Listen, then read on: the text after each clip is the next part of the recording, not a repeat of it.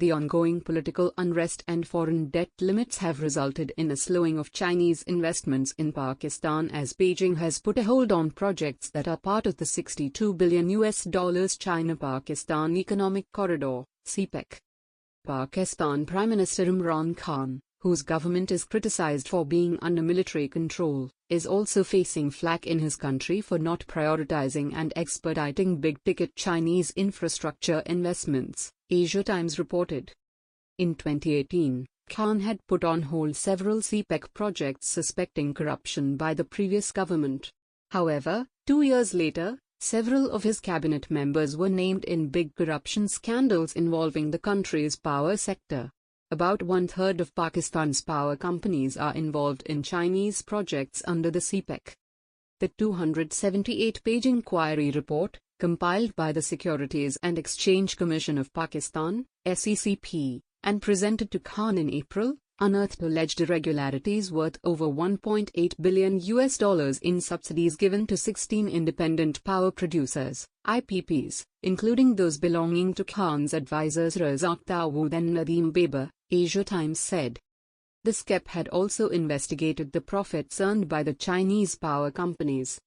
The report revealed that Huang Shandong Ruyi Pakistan Limited, HSR, and Port Qasim Electric Power Company Limited, CPEC, were together overpaid by 483.6 billion rupees, $3 billion. The Pakistan Democratic Movement, PDM, an alliance of 11 opposition parties, has demanded the Imran Khan-led government to speed up the Chinese-funded projects, especially the motorway and railway modernization plans that have had almost no progress in the last 5 months.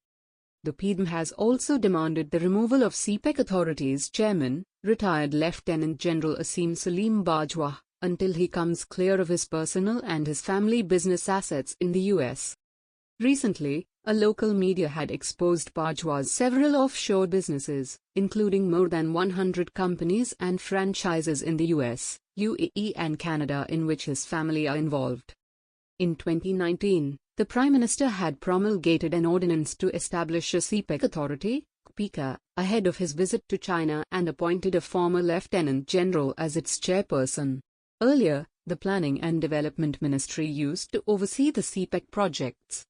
Planning Ministry sources told Asia Times that CPEC was forced upon the government by China, which wanted the army to be directly involved in the CPEC portfolio as Beijing was reportedly irked with Khan's slow movement on the wider scheme.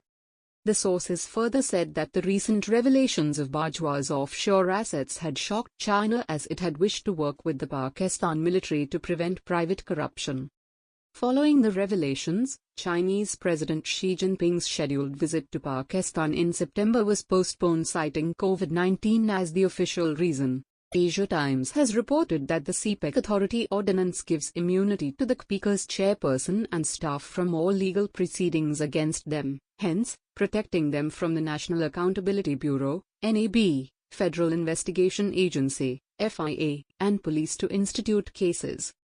The CPEC's legality issue, chairperson's immunity from legal proceedings and the controversies of overseas family businesses surrounding the authority's incumbent chairperson gave a bad impression and must be resolved to improve the efficiency of CPEC, Senator Mushahid Hossain Saeed, a Pakistan Muslim League Nawaz leader and chairman of the Pak China Institute think tank told Asia Times. He further said that the PDM has concerns about the CPEC's immunity clause.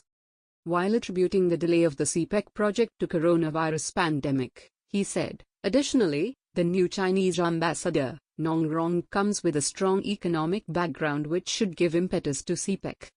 He further said that the PDM protests will not affect the CPEC's progress. Pressures are emanating from the West and Western institutions, primarily in Washington, against the CPEC, but Pakistan has demonstrated willingness, readiness and ability to withstand these pressures, he added.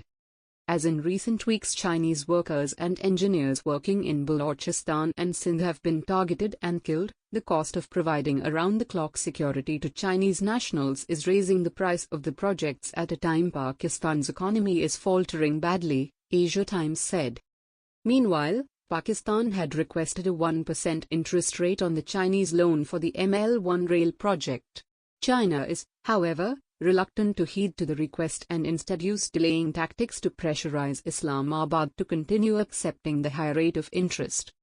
Khan and Bajwa now reportedly plan to take the issue to Chinese President Xi Jinping, who they believe can dictate terms on China Development Bank and Export-Import Bank of China loans, in hopes that an agreement can be reached on the rail line, Asia Times said.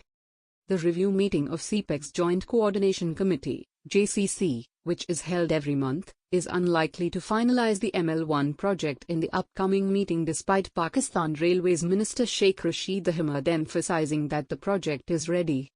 Asia Times further reported that the Greater Peshawar Mass Transit Project, Swat Expressway Phase 2 and Peshawar Di Khan Motorway, all nominally under the CPEC, have likewise been delayed and are not on the agenda of the next JCC meeting. Citing local media reports, Asia Times quoted Jeremy Garlick, an assistant professor at the Jan Masaryk Center of International Studies at the Prague University of Economics and Business, as saying that Beijing was using delaying tactics on the ML1 as it doesn't want to end up with a bad deal on its hands.